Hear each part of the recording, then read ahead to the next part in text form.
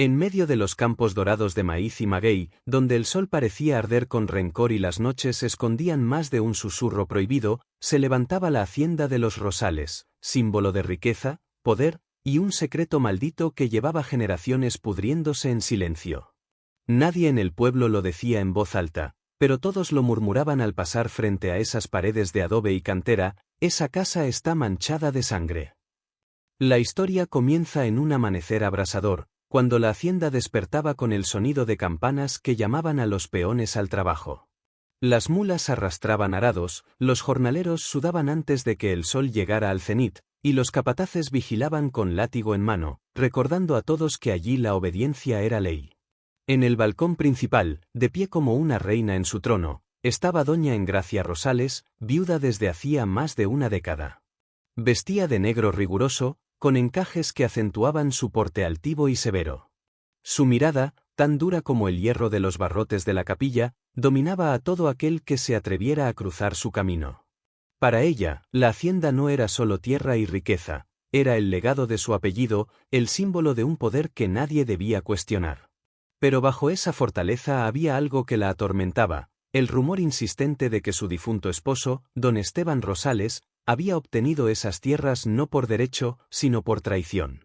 El pueblo murmuraba que las riquezas de los Rosales eran fruto de un despojo a los Montenegro, una familia que alguna vez fue poderosa y que ahora estaba sumida en el resentimiento y la ruina. Engracia callaba, pero sabía que había verdad en esos murmullos. Y recuerda, demuestra que eres sensible con las personas vulnerables suscribiéndote al canal, es gratis. Esa mañana, Isabel Rosales, la hija de doña Engracia, descendió por las escaleras de cantera. Tenía 18 años y la belleza de una flor en plena primavera. Sus cabellos castaños oscuros brillaban con el sol, y sus ojos verdes parecían arder con la rebeldía de quien sueña con un mundo más allá de los muros de la hacienda. A diferencia de su madre, Isabel no veía la vida como una batalla por el poder, ella ansiaba la libertad, la pasión, aunque aún no lo sabía, un amor que pondría en jaque a todo el linaje de los Rosales. Mientras tanto, el pueblo comenzaba a agitarse con la llegada de un extraño. Un joven de porte humilde, pero con la frente en alto y la mirada firme, apareció por el camino polvoriento que conducía al caserío. Se llamaba Gabriel Santa Cruz, y venía desde la ciudad con una misión que para muchos era inútil: abrir una pequeña escuela para enseñar a leer y escribir a los hijos de los campesinos. Nadie en el pueblo entendía que lo impulsaba a desafiar un sistema en el que la ignorancia de los pobres garantizaba el poder de los hacendados.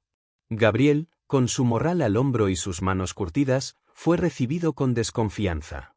Los hombres lo observaron desde las cantinas, las mujeres cuchicheaban tras los rebozos, y los niños lo siguieron con curiosidad. Su presencia era como una chispa que amenazaba con encender una hoguera en un campo seco. El destino quiso que, ese mismo día, Isabel saliera a montar su caballo blanco por los linderos de la hacienda. Allí, en el cruce del camino, sus ojos se encontraron con los de Gabriel. Fue un instante breve, pero cargado de electricidad. Ella lo miró con sorpresa, intrigada por aquel forastero que no parecía inclinar la cabeza ante nadie. Él, en cambio, vio en Isabel un reflejo de nobleza mezclada con tristeza, como si detrás de su belleza hubiera un alma prisionera. «Buenos días, señorita», saludó Gabriel, inclinando apenas la cabeza con respeto. «Buenos días», respondió Isabel, con una sonrisa que se escapó sin permiso de sus labios. Esa primera chispa no pasó desapercibida. Dos peones de la hacienda, que vigilaban de cerca a Isabel, corrieron a informar a doña Engracia que la joven había hablado con un desconocido. Al escuchar la noticia, la matriarca apretó los labios y murmuró con frialdad: «Ese hombre no tiene nada que hacer aquí». Sin embargo, el destino ya había escrito otra cosa. Gabriel no solo se ganaría la simpatía de los niños del pueblo, ansiosos por aprender, sino también la admiración de los campesinos, que empezaron a verlo como una voz de esperanza en medio de su explotación. Isabel, desde su balcón, comenzó a observarlo en secreto, cada vez más intrigada por su valentía y su bondad. Doña Engracia, al notar el brillo nuevo en los ojos de su hija, entendió con un escalofrío que el mayor peligro para los Rosales no era la ambición de otros hacendados, sino un amor prohibido que amenazaba con arrastrar su mundo entero a la ruina. Y en algún lugar cercano, entre las sombras de una hacienda vecina, don Julián Montenegro, enemigo acérrimo de los Rosales, se enteraba de la llegada de Gabriel. Sonrió con malicia, convencido de que aquel joven podía ser la pieza perfecta para poner en marcha su venganza. El secreto maldito de los Rosales estaba a punto de despertar. Los días siguientes en el pueblo se convirtieron en un hervidero de rumores. La llegada de Gabriel Santa Cruz no había pasado inadvertida, y su empeño en levantar una escuela en un galpón abandonado junto a la capilla provocó tanto admiración como recelo. Los niños lo seguían con alegría, cargando pizarras de piedra y tizas improvisadas, mientras los padres, aunque agradecidos, temían las represalias de los Rosales. Doña Engracia, desde su balcón de hierro forjado, observaba con desprecio aquella escena. Para ella, el conocimiento en manos de los pobres era un riesgo. Un campesino que sabe leer es un campesino que sueña, decía con amargura, golpeando el abanico contra la palma de su mano, y un campesino que sueña es un enemigo peligroso. Esa tarde, mandó llamar a Isabel a su despacho. La joven entró con paso delicado, pero segura, con su vestido de encaje blanco que contrastaba con el ambiente oscuro de la habitación. Engracia, de pie junto al ventanal, no giró siquiera al verla entrar. «Me han dicho que hablaste con el forastero», soltó de pronto, con voz fría. Isabel frunció el ceño. «Solo lo saludé, madre». Fue un gesto de cortesía. «La cortesía puede ser mortal cuando se ofrece a la persona equivocada», replicó Engracia, girando al fin, con la mirada cargada de severidad. «Ese hombre no pertenece a nuestro mundo. Es pobre, vulgar, y lo único que traerá es desgracia». Isabel apretó los labios, conteniendo las palabras que hervían en su interior. No obstante, sus ojos delataban la rebeldía que empezaba a crecer en ella. Mientras tanto, Gabriel no tardó en ser visitado por un emisario de los Montenegro. Una carreta lujosa se detuvo frente a su improvisada escuela, y de ella bajó don Julián Montenegro, hombre de mediana edad, con bigote cuidado y un porte arrogante que imponía tanto como incomodaba. Sus botas relucían como si nunca hubieran tocado el polvo, y en su mano derecha sostenía un bastón con empuñadura de plata. «Así que usted es el maestro», dijo Julián, entrando sin pedir permiso. Gabriel lo miró de frente, sin inclinarse. «Me llamo Gabriel Santa Cruz, y estoy aquí para enseñar a los niños». «Los niños», rió Julián con sorna. «Qué nobleza la suya, muchacho. Pero debe entender algo, en este pueblo nada se hace sin que las familias poderosas lo autoricen. Y en este momento, la familia Rosales manda en todo lo que usted pisa». Gabriel cruzó los brazos, con calma pero con firmeza. «No vine a pedir permiso. Vine a cumplir con una causa justa». El comentario hizo que Julián lo mirara con más interés. «Valentía no le falta. ¿Qué tal si en lugar de ser su enemigo, yo me convierto en su aliado?», preguntó, con una sonrisa calculada. «Créame, muchacho, no hay nada más peligroso que enfrentarse solo a los Rosales». Gabriel percibió el veneno detrás de esas palabras. Sabía que Julián Montenegro buscaba algo más que amistad. Su mirada de serpiente lo confirmó. «Le agradezco la oferta, señor, pero mis causas no se venden ni se compran». Julián entrecerró los ojos, reprimiendo la furia que se asomaba tras su máscara de cortesía. «Algún día se arrepentirá de rechazar mi mano», advirtió antes de marcharse, dejando tras de sí un aire pesado. Esa misma noche, Isabel se escapó del rigor de su madre y caminó hasta la capilla del pueblo, bajo la excusa de rezar. Allí encontró a Gabriel revisando los pocos libros que había logrado traer consigo. Sus miradas se encontraron de nuevo, esta vez sin testigos, y el silencio entre ambos se llenó de una tensión dulce y peligrosa. «No debería estar aquí, señorita», dijo Gabriel, cerrando el libro con suavidad. «Si su madre lo descubre, no se lo perdonará». «No vine por rebeldía», respondió Isabel con voz firme, aunque sus mejillas se sonrojaron. «Vine porque quería verlo». Gabriel la contempló, sorprendido por su franqueza. «¿Y por qué?». «Porque usted habla con esperanza, cuando todo lo que nos rodea parece estar podrido de miedo», contestó ella, bajando la mirada. «Porque quiero conocer un mundo distinto al que mi madre me obliga a obedecer». En ese instante, las campanas de la capilla repicaron solas, estremeciendo la noche. Isabel dio un paso atrás, temerosa de haber dicho demasiado, pero Gabriel, con voz suave, añadió: si lo que busca es un mundo distinto, tendrá que luchar contra todos los que se lo nieguen. ¿Está dispuesta? Los ojos verdes de Isabel brillaron con lágrimas contenidas. Lo estoy. Sin que lo supieran, en las sombras del atrio un par de ojos los observaban con deleite cruel, los de don Julián Montenegro. Sonrió en silencio, convencido de que aquel amor prohibido sería la llave perfecta para desatar la ruina de los Rosales. El juego de pasiones, venganzas y secretos acababa de comenzar. El amanecer trajo consigo un aire denso, como si la tierra misma presintiera el inicio de una tormenta que no era de lluvia, sino de pasiones desatadas y odios antiguos. En la hacienda de los Rosales, doña Engracia caminaba con paso decidido por los corredores, acompañada de su inseparable bastón de madera tallada. Cada golpe de ese bastón contra el piso resonaba como un trueno de autoridad. Su ceño fruncido revelaba que ya había oído suficientes rumores. Los campesinos murmuraban sobre Isabel y el maestro, y las lenguas del pueblo eran cuchillos que cortaban la reputación de la familia. Esa mañana, mientras Isabel desayunaba con un vestido azul celeste que resaltaba su juventud, Engracia la enfrentó. «Dime, hija», dijo con una calma que helaba más que un grito, «¿qué buscas en ese maestro?» Isabel dejó la cuchara sobre el plato de barro, evitando la mirada de su madre. «No busco nada, madre. Solo hablé con él». «No me mientas», sentenció Engracia, golpeando el bastón contra el piso. «Sé que lo viste en la capilla. Sé que fuiste a buscarlo. ¿No entiendes que ese hombre solo quiere aprovecharse de ti?»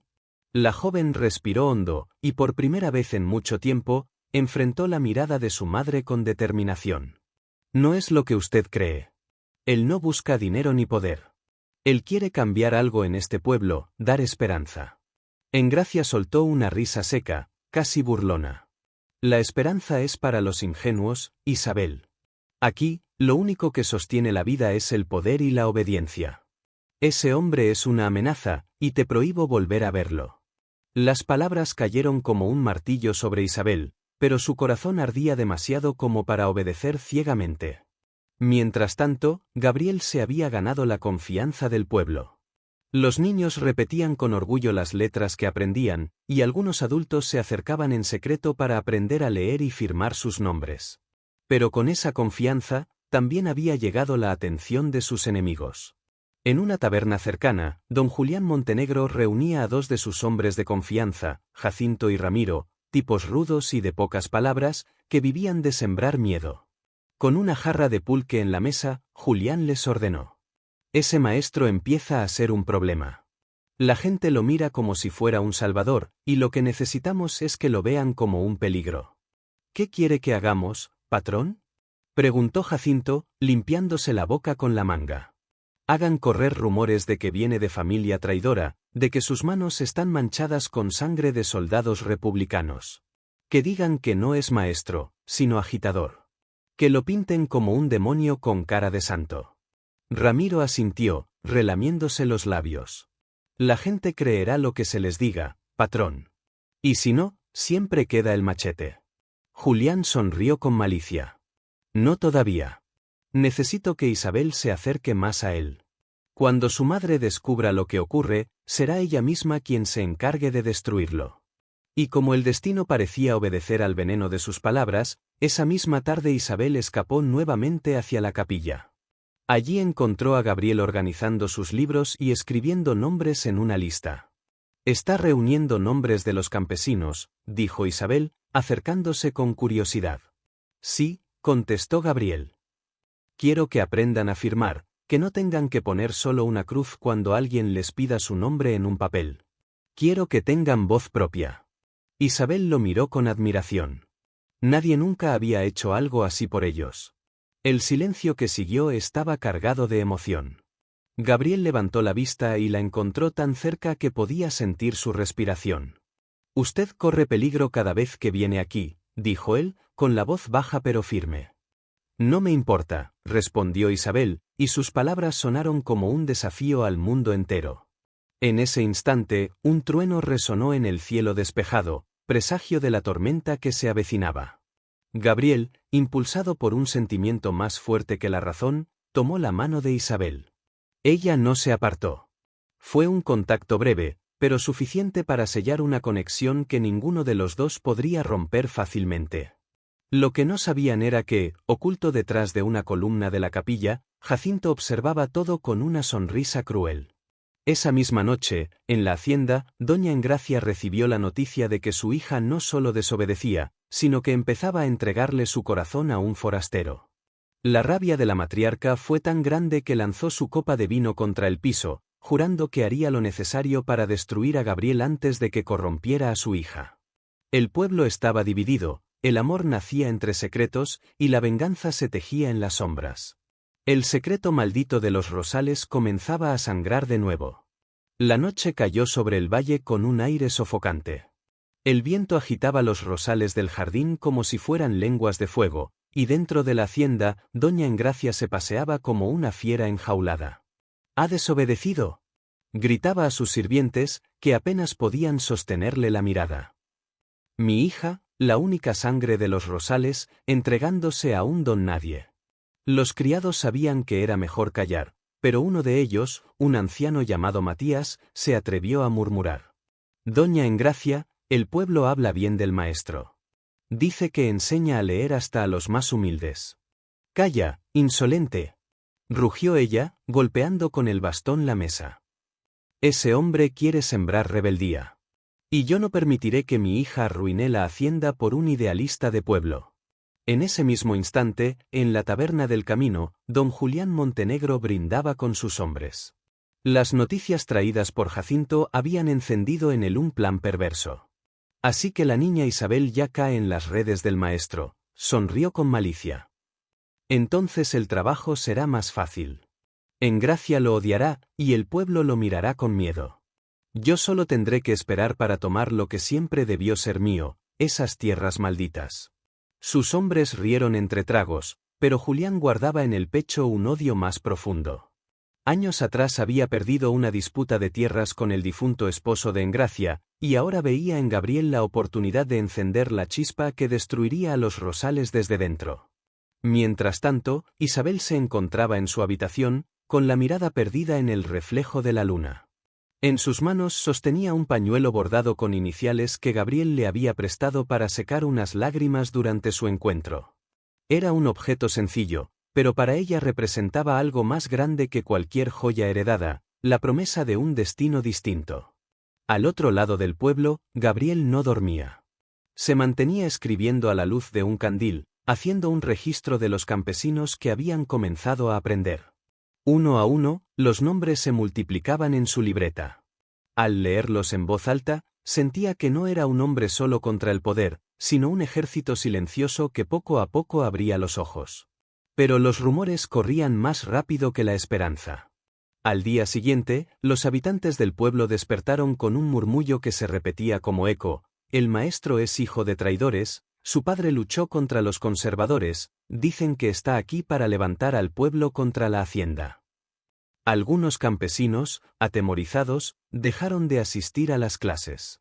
Otros, en cambio, acudían con mayor fervor, desafiando el miedo. La tensión crecía como pólvora a punto de estallar. Ese mismo día, doña Engracia mandó llamar a Isabel a su despacho. El cuarto estaba adornado con retratos de antepasados, todos con semblantes severos, y en medio de ellos, la matriarca parecía la guardiana de siglos de orgullo. «Hija», comenzó, con un tono envenenado por la calma. «He sido indulgente, pero eso se acabó. Mañana mismo viajarás a la capital. He arreglado tu compromiso con Julián Montenegro». Isabel se quedó helada, como si un rayo la hubiera atravesado. «¿Con Julián? Jamás. Ese hombre es cruel, madre, todos en el pueblo lo saben. No es una petición, es una orden. Tu deber es preservar la sangre de esta familia, no mancharla con un forastero». Los ojos de Isabel se llenaron de lágrimas, pero su voz no tembló. «Prefiero morir antes que casarme con un hombre como él». La respuesta desató la furia de Engracia, que levantó la mano. Por primera vez en su vida, estuvo a punto de golpear a su hija. Pero se contuvo, apretando el bastón con tanta fuerza que sus nudillos se tornaron blancos. Si no obedeces, yo misma me encargaré de que ese maestro desaparezca, susurró con veneno. El silencio que siguió fue peor que un grito. Isabel entendió que su madre estaba dispuesta a todo. Y esa noche, con el corazón desgarrado, tomó una decisión desesperada: huir de la hacienda y advertir a Gabriel. El amanecer pintó de tonos anaranjados los campos de trigo. Mientras los gallos cantaban, Isabel caminaba a toda prisa por los senderos polvorientos, envuelta en un manto para ocultar su identidad. El miedo la acompañaba como una sombra, pero su determinación era más fuerte que cualquier amenaza. Cada paso que daba la alejaba de la hacienda, de los retratos severos de sus antepasados, de la mirada de su madre que la juzgaba sin piedad. Corría hacia Gabriel, el único hombre que había despertado en ella algo que ni las joyas ni los privilegios habían logrado: esperanza. Al llegar a la pequeña casa donde el maestro vivía, golpeó con fuerza la puerta. Gabriel apareció, sorprendido, con los cabellos desordenados y aún con la pluma en la mano. «Isabel, ¿qué haces aquí a estas horas?», preguntó, alarmado. «Debo hablar contigo», jadeó ella, con el rostro enrojecido por el esfuerzo. «Mi madre planea obligarme a casarme con Julián Montenegro. Y peor aún, dijo que si no acepto, te hará desaparecer». Gabriel quedó en silencio, con la pluma suspendida en el aire. Sus ojos se endurecieron como nunca antes. Sabía que enfrentaría resistencia, pero no imaginé que llegarían tan lejos. Isabel lo tomó de las manos, temblando. «No podemos dejar que lo consigan. El pueblo necesita tu enseñanza, y yo», calló de repente, como si temiera confesar demasiado. Gabriel la miró fijamente.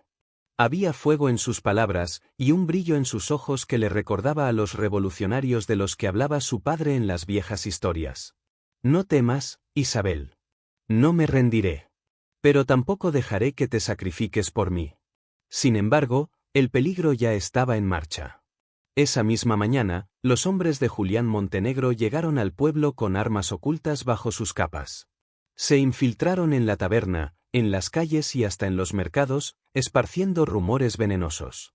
«Ese maestro quiere levantarlos contra la hacienda», decían. «Si se atreven a seguirlo, traerá sobre ustedes la ira de Doña Engracia. Además, ¿qué saben de él?», susurraban otros. «Nadie conoce su origen. Dicen que su padre fue un traidor que murió en la horca». El miedo empezó a filtrarse en el corazón de los campesinos. Algunos, que la noche anterior habían prometido asistir a las lecciones, no aparecieron. Otros fueron más allá, se acercaron al maestro con miradas desconfiadas.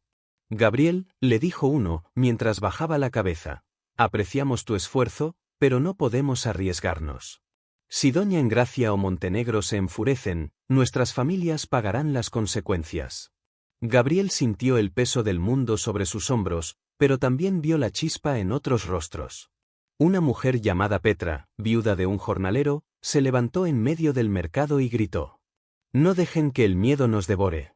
Si aprendemos a leer y a escribir, nadie nos volverá a engañar con papeles que no entendemos. Ya basta de cadenas invisibles». Sus palabras encendieron un murmullo de aprobación. No todos estaban dispuestos a someterse.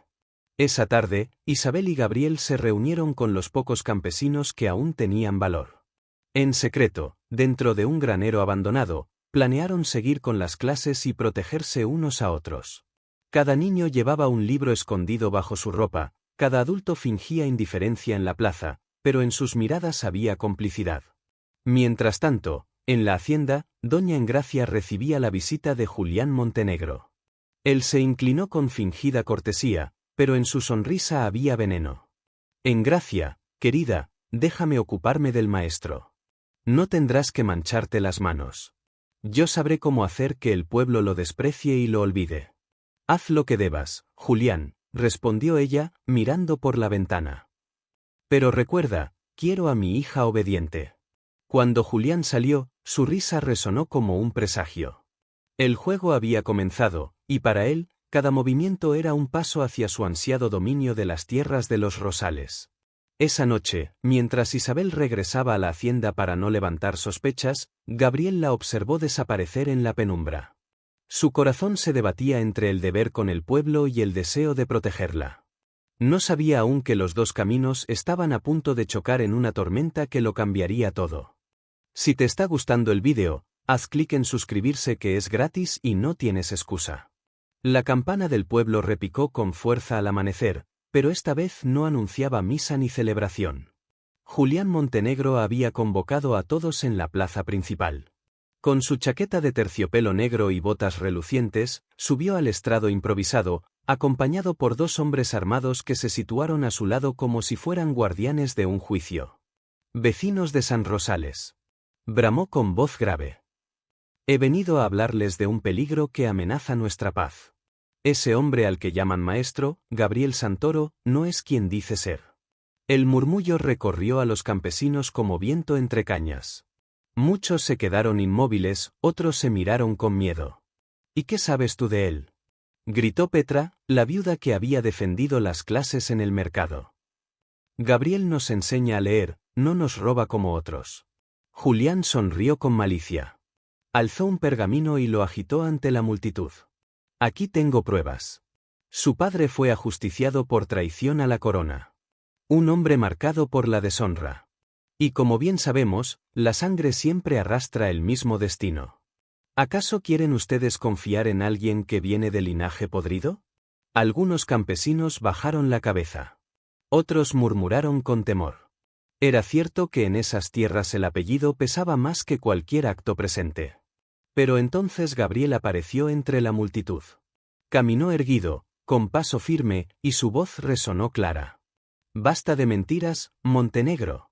Mi padre murió acusado injustamente por defender a los pobres contra los abusos de los ricos. Sí, murió en la horca, pero no por traidor, murió por valiente». El silencio cayó sobre la plaza. Gabriel alzó la voz aún más. «Si me condenan por enseñarle a este pueblo lo que él quiso enseñar y no pudo, que lo hagan. Prefiero ser recordado como el hijo de un hombre digno que vivir bajo el yugo de los que mienten». Las palabras encendieron de nuevo la chispa en algunos corazones. Petra aplaudió, y varios más la siguieron, aunque con miedo.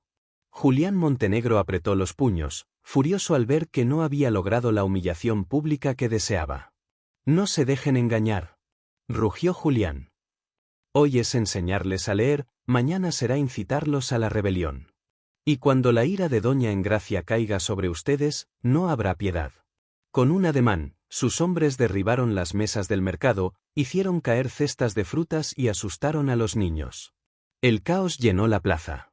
Gabriel se interpuso, tratando de calmar a los campesinos, mientras Isabel, que había escapado de la hacienda para observar de lejos, miraba con desesperación.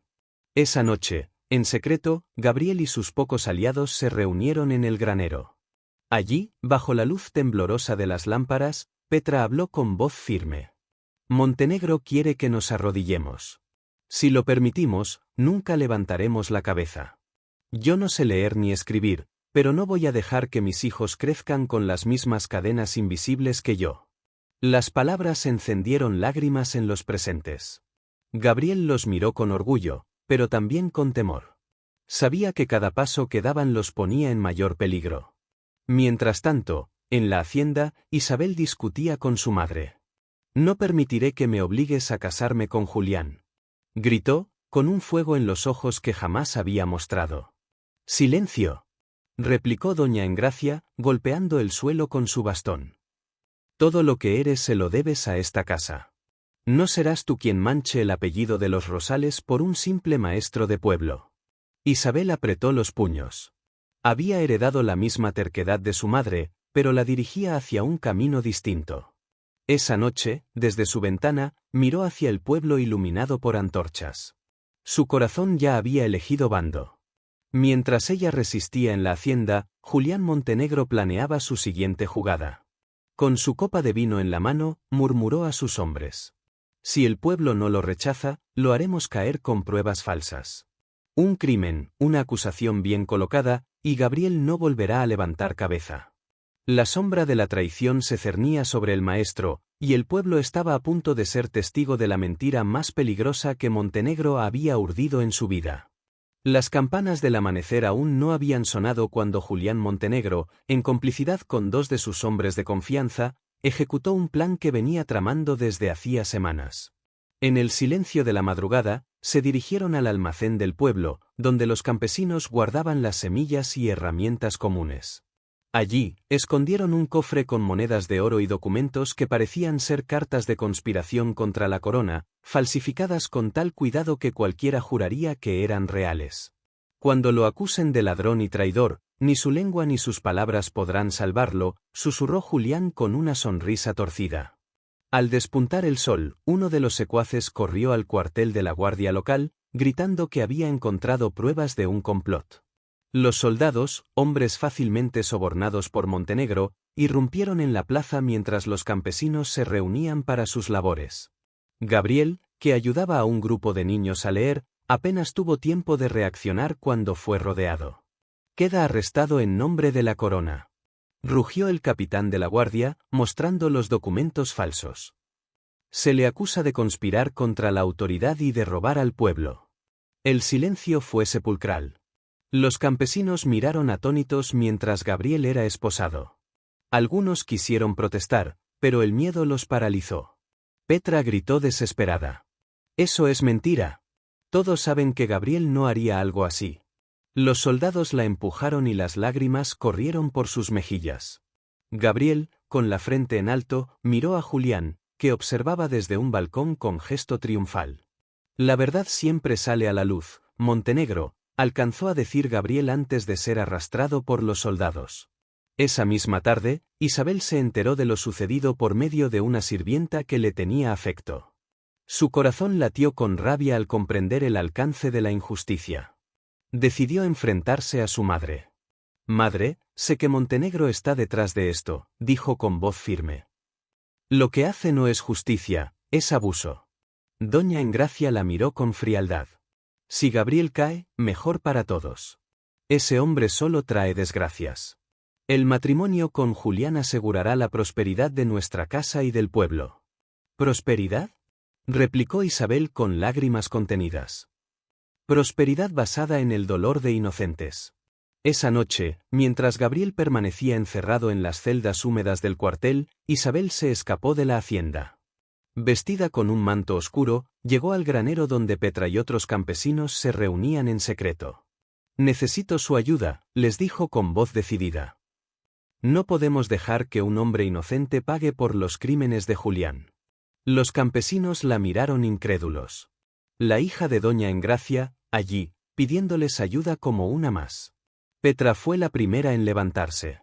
«Si usted está dispuesta a arriesgarlo todo, nosotros también».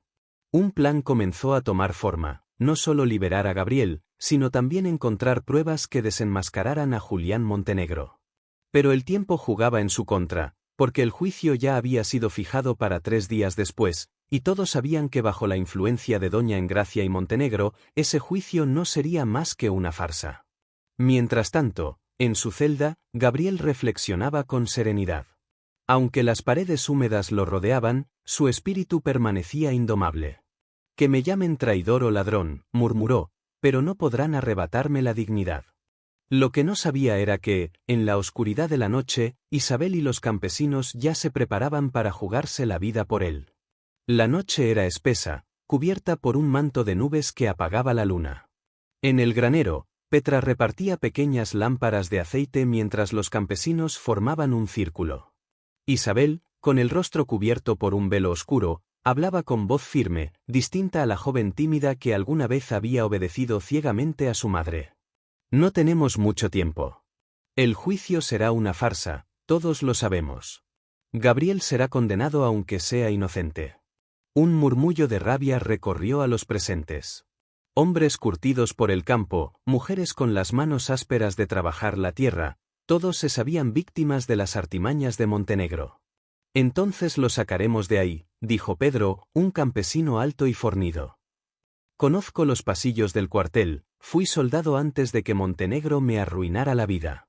Isabel lo miró con determinación. «Necesitamos algo más que fuerza. Si logramos liberar a Gabriel, debemos probar su inocencia. Hay que encontrar las pruebas que Montenegro falsificó». Petra alzó la voz. «Sabemos que ese cobarde guarda todo en su hacienda.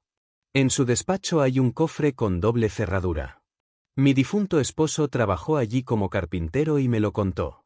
El plan se tejió con rapidez y valentía. Un grupo pequeño entraría al cuartel para sacar a Gabriel, mientras otro buscaría en la hacienda las pruebas que lo exoneraran. Isabel insistió en ir al cuartel. Si no voy yo, Gabriel pensará que lo hemos abandonado, explicó con los ojos encendidos de pasión. Y además, yo conozco los movimientos de la guardia. Petra aceptó con un gesto serio. Está bien, niña. Pero si algo pasa, será culpa de Montenegro y de tu madre, no nuestra. Esa madrugada, el grupo se deslizó por las calles silenciosas.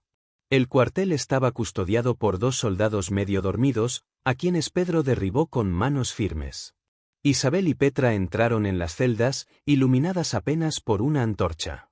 Gabriel, al verlas, se incorporó sorprendido. ¿Isabel? ¿Qué haces aquí? Ella corrió hacia él, tomando sus manos entre las rejas. Vengo a sacarte. No podía dejarte morir por una mentira. Él la miró con emoción y temor. Si te descubren, tu vida correrá peligro. Mi vida ya no me pertenece, susurró ella. Mi vida es esta lucha contigo. Con una llave robada, Pedro abrió la celda.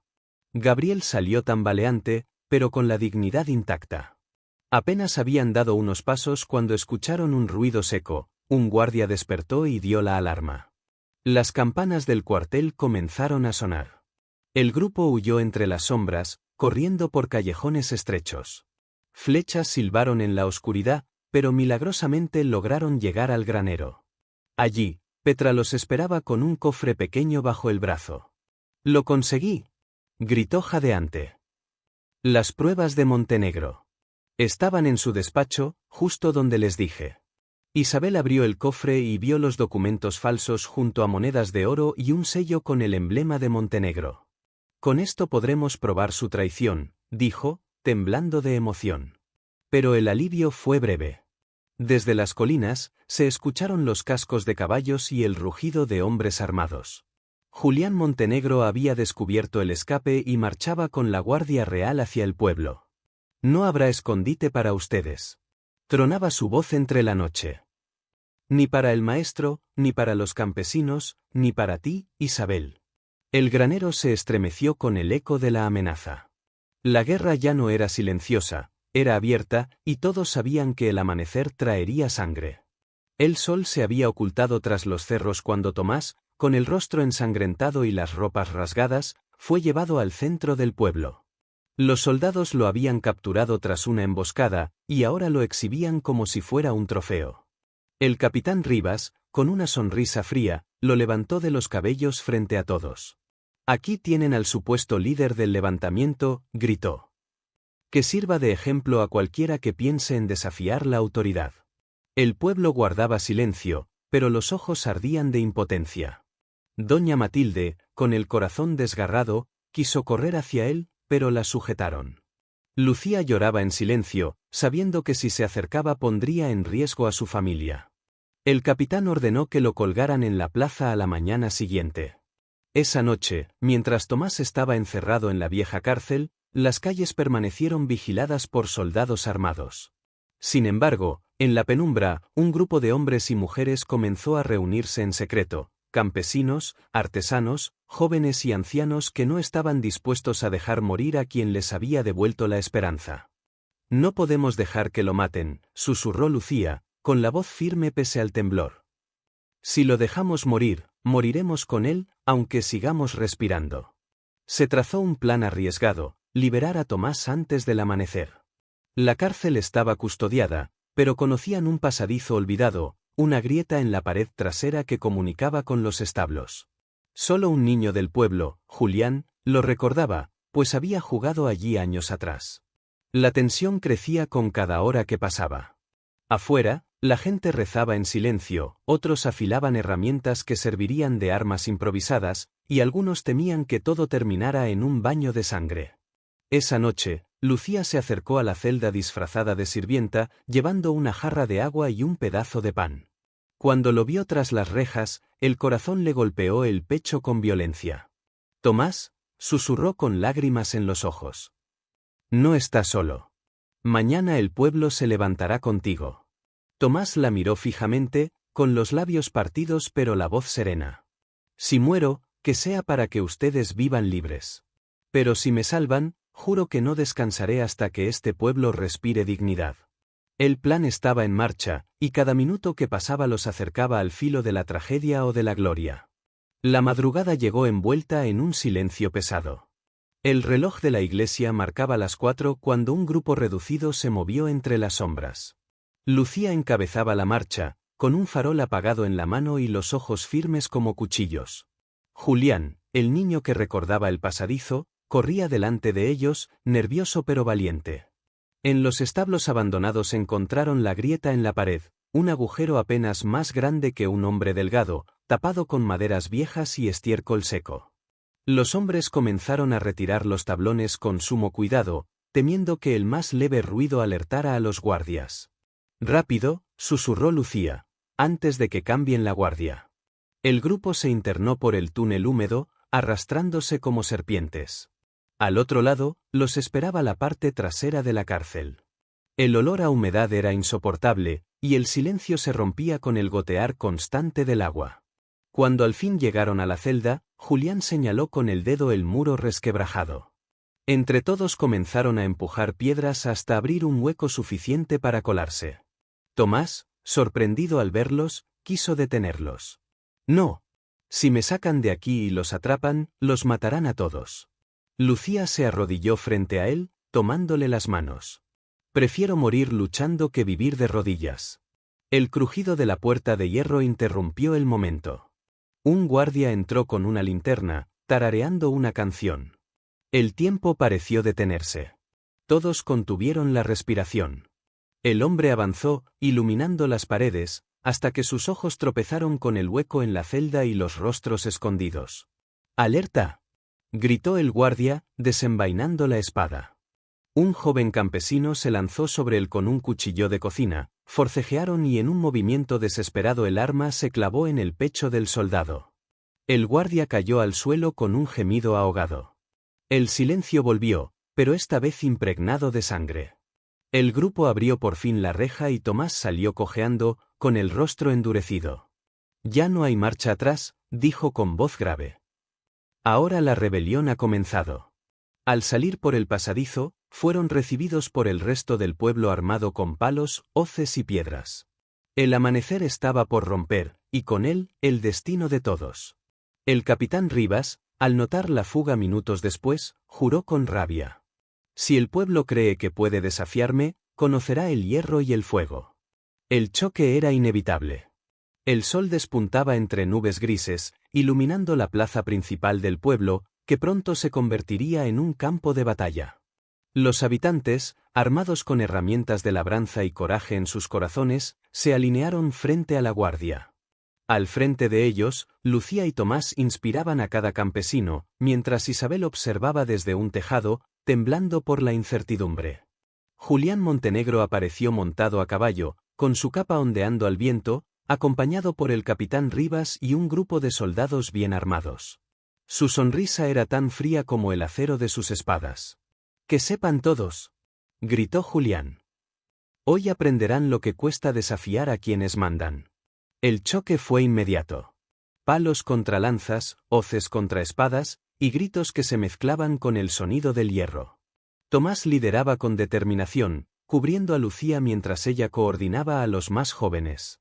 Petra, a pesar de su edad, se lanzó contra un soldado para proteger a un grupo de niños. En medio del caos, apareció un hombre desconocido entre la multitud, un viajero que había llegado hacía días al pueblo y que ahora se sumaba a los rebeldes. Con destreza sorprendió a varios soldados y logró liberar a algunos prisioneros que Julián había capturado anteriormente. «¡Rápido!», gritó. «Debemos tomar el cuartel antes de que llegue refuerzo». Mientras tanto, Isabel vio algo que la heló. Un soldado traicionero apuntaba con una pistola a Gabriel, que había llegado con más campesinos armados de palos y piedras. Sin pensar, corrió hacia él, empujándolo fuera del camino del disparo. El soldado cayó, pero el ruido alertó a Julián, que avanzó directo hacia ellos. «¡Isabel!», gritó Gabriel, intentando protegerla. Julián levantó su espada y se lanzó sobre ellos.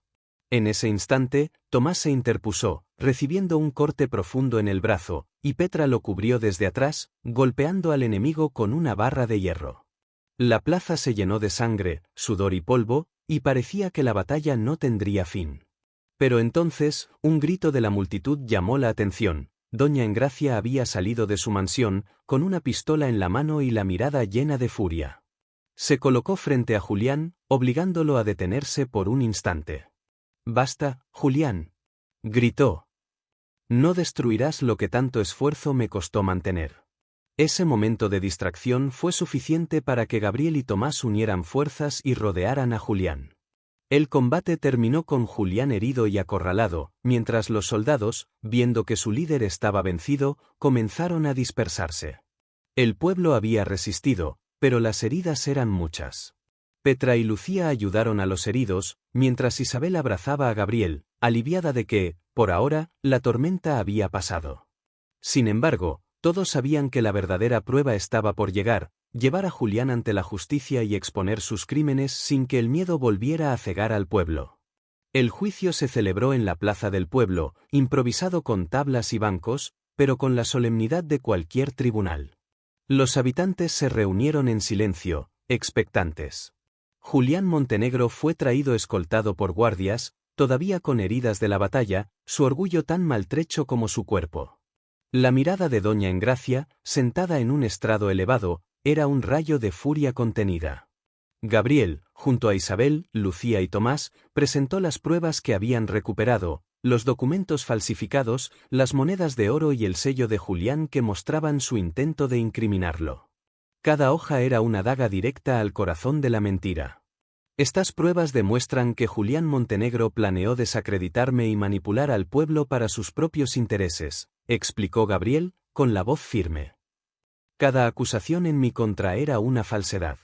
Los murmullos se propagaron rápidamente. Algunos campesinos abrazaban la esperanza, otros no podían creer que un hombre tan poderoso pudiera ser desenmascarado. El juez improvisado, un anciano respetado del pueblo, tomó los documentos y los examinó con cuidado. Su rostro permaneció serio mientras los campesinos contenían la respiración. «Está claro», dijo finalmente. «No hay duda de la falsedad de estas acusaciones. El acusado ha cometido graves delitos: abuso de poder, intento de manipulación y conspiración contra los habitantes de este pueblo». Julián Montenegro intentó defenderse, pero sus palabras sonaban huecas ante la evidencia irrefutable. «Esto es un complot», gritó, desesperado. «Engracia, defiéndeme». Doña Engracia lo miró con desprecio. «Tus mentiras te han alcanzado, Julián. Siempre subestimaste la fuerza de quienes no se arrodillan». El veredicto fue unánime: Julián Montenegro sería arrestado y llevado a prisión. La multitud estalló en vítores, y Gabriel, aliviado, abrazó a Isabel y a Lucía. La victoria no solo era de ellos, sino del pueblo que finalmente había reclamado su dignidad. Tras la sentencia, los habitantes comenzaron a reconstruir lo que había sido dañado durante la batalla. Se compartieron alimentos, se curaron heridas y se fortalecieron los lazos entre ellos. Gabriel reanudó sus enseñanzas, esta vez con más alumnos que nunca, y la esperanza volvió a brillar en los ojos de todos. Isabel se acercó a su madre. «Madre», dijo con calma, «no necesitamos hombres corruptos para prosperar. Con trabajo y justicia, podemos vivir dignamente». Doña Engracia, con el rostro contraído, asintió lentamente. Aunque su orgullo había sufrido, no podía ignorar que su hija había hablado con verdad y valentía. Esa noche, mientras el pueblo celebraba la libertad recuperada, Isabel y Gabriel caminaron bajo la luna, con el aire cargado de promesas y sueños. Habían resistido la traición, la violencia y la mentira, y ahora la luz de un futuro justo comenzaba a iluminar la hacienda de los Rosales. Los días siguientes a la sentencia estuvieron llenos de trabajo y reconciliación. El pueblo de San Rosales, aunque agotado por la batalla y las heridas, comenzó a reconstruir sus calles, sus hogares y su esperanza. Gabriel, con su renovada energía, reanudó las clases en la plaza y en el granero, enseñando a leer y a escribir a todos los niños y adultos que quisieran aprender. Cada lección era un símbolo de libertad y dignidad.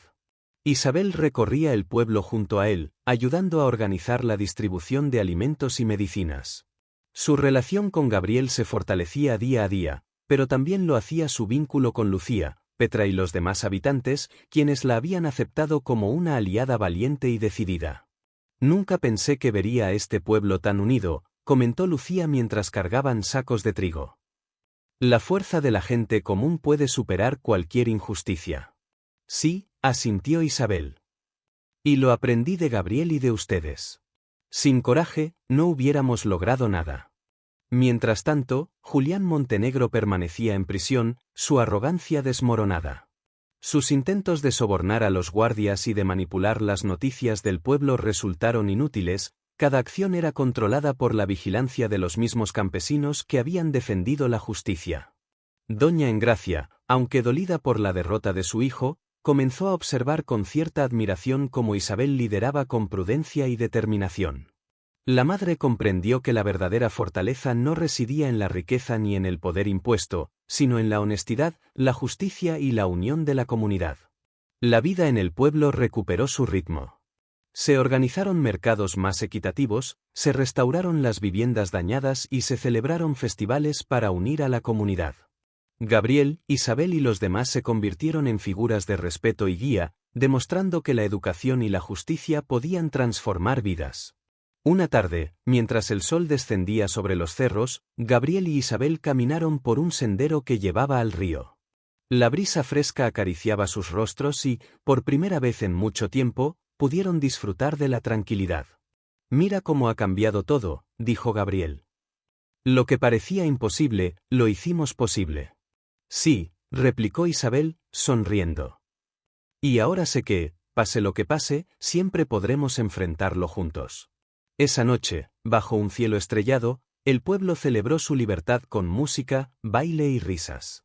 Cada campana, cada canción y cada abrazo era un recordatorio de que la injusticia había sido vencida, y que la esperanza podía florecer incluso en los tiempos más oscuros. Con la paz recuperada, San Rosales comenzó a florecer de manera inesperada. Los campos rendían cosechas más abundantes, las casas reconstruidas tenían ventanas abiertas al viento y las calles se llenaban de risas de niños que aprendían a leer bajo la guía de Gabriel. Sin embargo, no todo era tranquilidad, los corazones de los protagonistas todavía guardaban secretos, pasiones y viejas heridas que necesitaban cerrarse. Isabel y Gabriel pasaban más tiempo juntos, enseñando, trabajando y planificando el futuro del pueblo, pero también había momentos de tensión y celos. Lucía, quien había sido una aliada clave durante la liberación de Tomás y la batalla contra Julián, empezaba a mostrar interés por él, creando pequeños roces que Isabel, con dignidad, trataba de manejar. «Gabriel, ¿por qué no me miras?», preguntó Lucía un día, mientras organizaban libros en la plaza. «Porque mis ojos ya tienen dueño», respondió Gabriel, con una sonrisa suave. «Isabel me ha enseñado lo que significa amar de verdad». Lucía bajó la mirada, pero no con rencor, entendió que el amor verdadero no podía ser forzado, y decidió concentrarse en ayudar al pueblo y fortalecer los lazos que habían nacido de la lucha compartida. Mientras tanto, Julián Montenegro no descansaba en su celda. Sus planes de venganza seguían latentes, y con cada día que pasaba su furia crecía. Pero el pueblo había aprendido a protegerse. Petra y los hombres más valientes mantenían vigilancia constante, evitando cualquier intento de fuga o conspiración. Doña Engracia, conmovida por la madurez de Isabel, comenzó a suavizar su carácter. Observaba en silencio cómo su hija no solo había salvado a Gabriel y al pueblo, sino que también había encontrado su camino entre la justicia y la compasión. Un día, mientras la comunidad se preparaba para la fiesta de la cosecha, Isabel se acercó a Gabriel con una sorpresa, un pequeño colgante que había encontrado entre los restos de la mansión de los Montenegro. «Es un símbolo», explicó ella. «Para recordarnos que, aunque la oscuridad llegue, siempre podremos iluminar nuestro camino». Gabriel lo tomó entre sus manos, emocionado. «Nunca olvidaré esto», dijo. «Ni a ti, ni a este pueblo». La noche de la fiesta, las hogueras ardían alto, iluminando los rostros felices. Isabel y Gabriel bailaron entre la multitud, sus manos entrelazadas y sus miradas llenas de promesas. Lucía sonrió, sabiendo que la armonía había sido restaurada, y Tomás, a su lado, celebraba el fin de la tiranía de Julián Montenegro. Al final, la justicia se había impuesto, el amor había triunfado y la esperanza regresaba a cada rincón del pueblo. La sombra de la opresión quedaba atrás, y el futuro se abría con posibilidades infinitas para todos los habitantes de San Rosales. El sol brillaba con fuerza sobre San Rosales, iluminando un pueblo transformado. Los edificios reparados, los campos verdes y los caminos limpios reflejaban la nueva vida que habían logrado construir juntos. La batalla contra Julián Montenegro había quedado atrás, y ahora el tiempo traía calma, justicia y amor. Gabriel y Isabel caminaban por la plaza principal, observando a los niños jugando y a los campesinos trabajando con una sonrisa. Cada rostro reflejaba orgullo y satisfacción por lo que habían conseguido. Isabel se detuvo, tomó la mano de Gabriel y lo miró a los ojos. «Lo logramos, Gabriel. Lo logramos todos». «Sí», respondió él. «Este pueblo ahora es libre, y nosotros también. Cada sacrificio, cada lágrima, cada herida, todo valió la pena». Lucía se acercó, acompañada de Tomás. «Y nosotros también encontramos nuestro lugar», dijo con una sonrisa. La lucha nos enseñó a valorar lo que verdaderamente importa, la unidad y la honestidad. Petra, observando desde la distancia, asintió con satisfacción. Sus esfuerzos y los de su difunto esposo habían dado frutos, la sabiduría y el coraje de la comunidad habían vencido la corrupción y la traición. En la cárcel, Julián Montenegro permanecía encerrado, su arrogancia derrotada. El pueblo había recuperado la justicia, y nadie tenía miedo de él. Sus planes de venganza se habían desmoronado como castillos de arena, y ahora solo le quedaba enfrentar las consecuencias de sus crímenes. Doña Engracia, finalmente, se acercó a Isabel. «Hija, he comprendido que la verdadera fuerza no se mide por el poder o la riqueza, sino por la capacidad de luchar por la justicia y proteger a quienes amas. Estoy orgullosa de ti». Isabel la abrazó con ternura. «Gracias, madre. Ahora podemos mirar al futuro sin miedo». Esa tarde, el pueblo celebró la victoria con una gran fiesta, música, bailes y risas llenaron cada rincón. Los habitantes compartieron historias, recordaron a los caídos y prometieron que la tiranía nunca volvería a oscurecer San Rosales. Gabriel y Isabel, tomados de la mano, subieron a la colina que dominaba el pueblo. Desde allí podían ver la extensión de tierras que habían defendido, las casas reparadas y los campos fértiles. «Mira todo lo que hemos logrado», susurró Isabel. «Y pensar que todo comenzó con la injusticia de un solo hombre». «Sí», respondió Gabriel. «Pero la justicia, el amor y la valentía siempre prevalecen cuando hay quienes luchan por ellos». El viento acarició sus rostros y, por primera vez en mucho tiempo, ambos sintieron que el mundo era suyo. La saga de traición, lucha y redención había terminado, y un futuro lleno de esperanza, paz y felicidad se abría ante ellos. San Rosales era un lugar donde el bien había triunfado, el amor había vencido y la justicia había sido restaurada. El eco de sus risas y el murmullo de la comunidad resonaron entre las colinas, como un recordatorio eterno, incluso en los tiempos más oscuros, la luz de la verdad y la valentía puede vencer cualquier sombra. Fin. Y recuerda, si te ha gustado el vídeo, haz clic en suscribirse que es gratis y no tienes excusa.